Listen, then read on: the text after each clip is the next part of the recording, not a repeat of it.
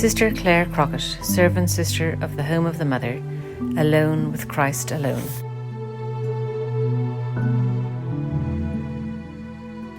Chapter 1, Drama Queen.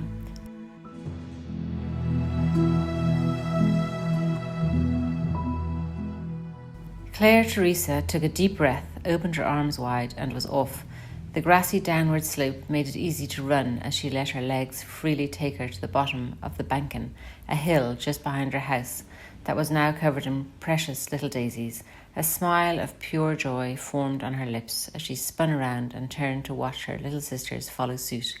They walked back up the hill and frolicked down several more times. When they were too tired to continue, Clare started picking some flowers and made daisy chains with her sisters. She began to organise the day's activities as soon as they were rested. "Everyone, get in here to the shed."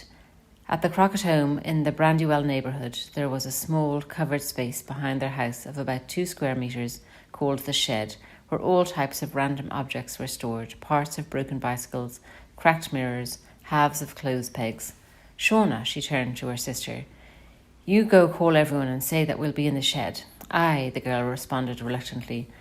Before leaving the shed, she turned round with a smirk on her face. She had thought of the perfect solution to her concern. "I'll only go if you promise not to kick me out of the shed today." Clare, who had forgotten about that incident, laughed and said, "All right, don't worry." If one of the children did not listen to her or misbehaved, Clare would put a mark on the wall of the shed beside the name of the disruptive child. Whoever got 3 marks had to sit outside like a beggar, waiting until she decided they could come in again. Shauna then obediently walked out to call the children in the neighbouring houses. She wondered what her sister had in mind for the day. At least there was always great crack with Clare, and that is why none of the neighbourhood kids ever missed Clare's invitations. Once all the children had come together in the shed, Clare told them her plan. "We're going to do a play. I'll be the director, and all of ye will have a very important role. You'll have to learn it well, and then we'll go to all the homes in the Brandywell and offer to do the play for them if they pay us £1. What do you think of the plan?" They all shouted back, "Aye, aye." "OK, you be the policeman, you're the robber."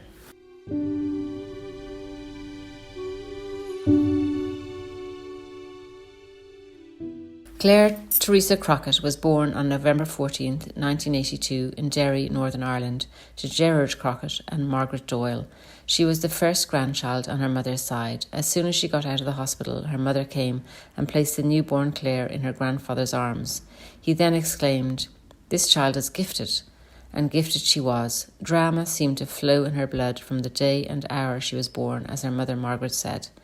Clare spent the first years of her life at her maternal grandparents' house, surrounded by all of her mother's siblings, who were attentive to her every whim. In fact, Margaret became concerned that Clare had a problem with her legs, since time passed and she was not learning to walk.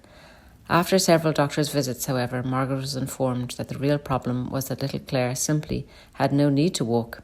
She was so spoiled with all her aunts and uncles that she just pointed at any wee thing she wanted and immediately had it. She was providentially removed from the centre of attention shortly after she turned 2, thanks to the arrival of a baby sister, Shauna. The Lord blessed Margaret and Gerald again 3 years later with another daughter, Megan. All 3 sisters would come to be very close. Clare was bubbly and full of life throughout her childhood.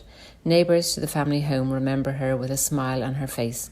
Incredibly extroverted and quick-witted, she was a natural leader. Her vivid imagination and unceasing creativity made her a great coordinator of games and activities in the neighbourhood. She kept everyone laughing with her sense of humour and natural inclination to drama, even in the most ordinary situations of everyday life. Little Clare, however, also had many defects in her character. Her childish pride and vanity often led her to tell lies and have fits of anger. She took advantage of any opportunity to attract all the attention to herself. She also pretended she was a perfect daughter while getting out of every correction she possibly could, and she had no qualms about blaming others for mistakes she herself had made. She was overly competitive and could not stand to lose. Perhaps we can see in all of this a budding desire for greatness, a desire that God would purify and transform. She and her sisters would have a grand time amongst themselves and with their cousins and friends. They had all types of outside pastimes, such as jumping rope, swaying on makeshift swings hung from lampposts, and much more. When they played hide and seek, the three sisters had a secret hiding place that only they knew about, which was called the honeysuckles, a big hole behind a honeysuckle bush. Sister Clare remembers, we promised each other we wouldn't reveal this hiding place to anyone, not even our best friends. When she and her sisters played inside, their imagination and childish vanity ran wild. I remember that when I was little, my sisters and I loved to dress up in clothes that my mother didn't wear anymore. I especially loved to put on a pair of green high-heeled shoes that my mother had hidden in the back of the wardrobe. We would also put on some bright red lipstick, and with the same lipstick we would make our 2 red circles on our cheeks. We thought we were absolutely beautiful. We would go play in our back garden pretending to be famous actresses. Margaret would not tolerate bad behaviour in her presence from any of her daughters. However, she never suspected all the ways that Clare had of getting out of things and making her sisters do all the work. Clare had her mother wrapped around her finger. She would be mischievous behind closed doors, but if Margaret ever peeped in, Clare was immediately up and working as if she had been behaving the whole time. She almost never got punished at home and was definitely not considered as rebellious. Her father also remembers her as being very obedient and never giving them any problems. She managed to appear one way before her parents, while acting a totally different way with her sisters or friends. One of Clare's favourite pastimes was jumping on the bed. We spent hours pretending that we were Olympic champions, going from one side of the bed to another. The best bed for jumping was obviously their parents' bed. Clare once accidentally knocked a photo frame off the nightstand, shattering it into 100 tiny pieces. She writes, my sisters hadn't seen what happened, so I took advantage of the occasion to blame the accident on my little sister. I made up a story saying that she had jumped too hard and made the bed bump into the table, causing the frame to fall to the floor. When her mother came in, Megan was crying, and Clare had already convinced Shauna that it was all Megan's fault. Margaret believed the story and punished Megan, who did not even attempt to explain what had actually happened. Clare did not always manage to get out of trouble, however. On another occasion, 3 girls were playing upstairs on their bunk beds. Clare placed a ladder over the window, and Megan, who was just 4 or 5 at the time, climbed up the ladder, slipped, and fell out the window. Miraculously, she landed on a plum pot and had not one broken bone or mark on her body. The family was convinced that our Lord had sent an angel to save her. On this occasion, however, Clare was definitely in big trouble. Despite these and other mishaps, Megan and Clare were very close. Megan was very shy and quiet. She did not open her mouth to speak until she was around 5, perhaps partly because Clare always spoke for her. Margaret would ask, "Are you hungry, Megan?" And Clare would answer, "Yes, our Megan would love some biscuits." While out in the square playing in front of the house, a dog once snipped her. He did not bite her, but just touched her with his mouth. She made such a scene that her father had to come out, carry her into the house and place her on the sofa. For the rest of the day, everyone had to serve her, since she claimed she could not walk. There was absolutely no mark anywhere on her leg. Clare dramatised the event so much that she even wanted to skip school the following day. But that was taking it too far. Margaret made her go to school despite Clare's laments. She would often walk out of the house as Clare and then come back inside and pretend she was someone else. She would take on another personality with an American accent, for example, and ask, "Are we having lunch?" The scene would continue on throughout the meal with comments like, "Oh, this is so delicious," until her mother finally had had enough and lost her patience. "See, if you open your mouth again, you're going to be wearing that plate." Clare would then return to her normal dairy self. Margaret was an authentic mother, full of human realism. She did all she could to moderate any excessive affectation in her gifted little daughter. On Saturdays, the girls had to help with chores. Diligence was not precisely the virtue Clare most stood out in at the time. Here is a description, written by Sister Clare herself, of how they would proceed. "When I was little, and even not so little, my mother often reminded my sisters and me that she was not our slave. We each had a chore, and it had to be done well. There were times when my parents had to go and do something, and they would leave a big piece of paper stuck to the refrigerator with a magnet. On the paper, there would be a list of things that had to be done in the house before they came back. My sisters and I strongly disliked those pieces of paper. If the house wasn't clean by the time they came back, we were not allowed to go out to play that day. We had 2 ways of proceeding when we started Operation Clean House. 1, make as little effort as possible when we cleaned. 2, get the job done as fast as we could. Instead of bringing in the dry washing from the clothesline outside, we would say it was still damp when we touched it. We dusted around the objects on the shelves and turned a blind eye to the dust under the objects. The dirt on the kitchen floor was swept under the refrigerator. Any odds and ends that we found were forcefully stuffed behind the side of a sofa cushion. On Sundays, the 3 girls had to wash the dishes after the meal. Here's how things went. The hearts of me and my sisters would sink as we looked at the kitchen sink, full of pots and pans, and then we would look at the table, full of plates and glasses. Why can't we just eat sandwiches on Sundays? We would complain to my mother and tell her that in the corner shop there was a special offer on the plastic throwaway cups and ask her, could we not buy some? My mother, of course, wouldn't hear any of this. Don't be lazy, she would say as she closed the kitchen door and left us in dishland. When we washed the dishes, this also included cleaning the table and sweeping the floor. So altogether, we had to wash the dishes, dry them, put them away in their place, sweep the floor, clean the table, and I almost forgot, clean the cooker. The cooker, oh, the dreaded cooker, that always had some gravy stain that didn't want to come off. To decide who was going to do which jobs, we would write the 6 chores on pieces of paper and put them inside one of my shoes. I would shake them about, and each one of us would pick 2 pieces of paper. Many Sundays, World War III would almost break out in our kitchen because there were weeks when one of us had to wash the dishes 3 weeks in a row and other weeks when one had to clean the table and put the dishes in their place. Of course, the one who had the easy jobs was as happy as Larry, but the one who had to wash the dishes and clean the cooker wasn't so happy, and so we would waste half an hour screaming and shouting about who had to do what until my mother would come and say that if in 5 minutes we hadn't started, then we could not go out to play that day. What Sister Clare does not tell in her version of the story is how she would blackmail her sisters and get them to do everything while she would sit at the table and file her nails. Her threats went something like this. If you don't start cleaning the cooker right now, I'll tell Mammy about the time you cut your doll's hair. When they were somewhat older, the menaces became, you better get on it, or I'll tell Mammy that you've been smoking on the way to school. Gerard sometimes asked the girls for help when he fixed up the house. When he was remodelling the bedrooms of the house, he stripped the walls and then asked the 3 girls to put the wallpaper into a rubbish bag. Margaret often had to be on top of the girls to make sure they were actually helping their father. When neither of the parents was present, Claire would stand at the door to keep watch, while imitating their mother.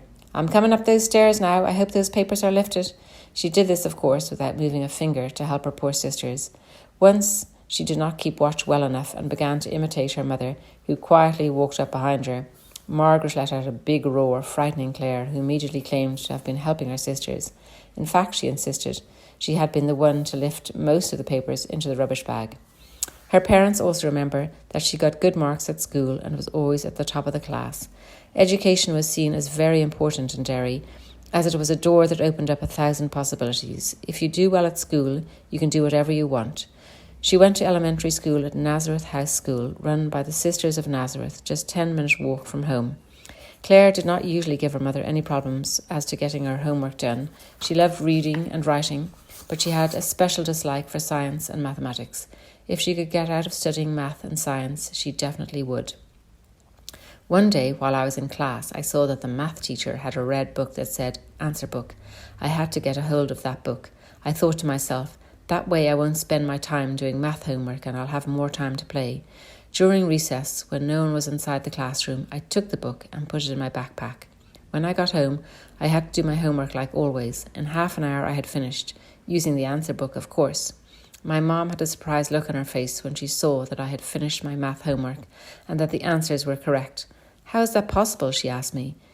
It's because I understand it all, I answered her. After a few days, my teacher noticed that she did not have the answer book. I saw her walking around the class looking for it various times, and I got really nervous. I was going to return the book, but not yet. I told myself that I had not stolen it, but that I was just using the book for a little while, and that at some point I would give it back. Our teacher always looked over our homework. Every week she would give us a pop quiz to see if we understood what we were learning in class. She saw that I always got a good grade on the homework I handed in, but that I always failed on the pop quizzes. My mum also noticed this. I felt like I was going to be caught red-handed. Soon they were going to catch me. I even had a nightmare that the answer book opened itself and swallowed me. And she did get caught. Her plans did not turn out exactly as she had intended. The fact is that at school, whenever she could get off difficult things without making an effort, she did. She would copy friends' homework or let them copy hers if they would give her something in exchange. She was incredibly bright and could do well with very little effort, managing to remember on exams most of what her teachers had said without having to study. She was always clowning around with her classmates. "Hey Claire, imitate Mrs. So-and-so." She could imitate each and every teacher perfectly, and her fellow students never grew tired of her performances. In primary school, the sisters clearly perceived her capacities and wanted to help her be more diligent and to take her studies more seriously. An observation from one of the sisters remained engraved on her memory. "Claire, empty vessels make a lot of noise." If she was always talking and had her head in the clouds, how was she going to learn? Her classmates remember that some of the teachers had a hard time maintaining discipline without losing their composure. Claire had such a comical way about her. They simply did not know how to react when she put them in difficult yet hilarious predicaments. Some teachers had to lower their heads to hide a chuckle. We have met Claire as a daughter, sister, friend and student, but little has been said about her relationship with God. Claire's family had a strong Catholic identity, very tied to their national identity as Irishmen.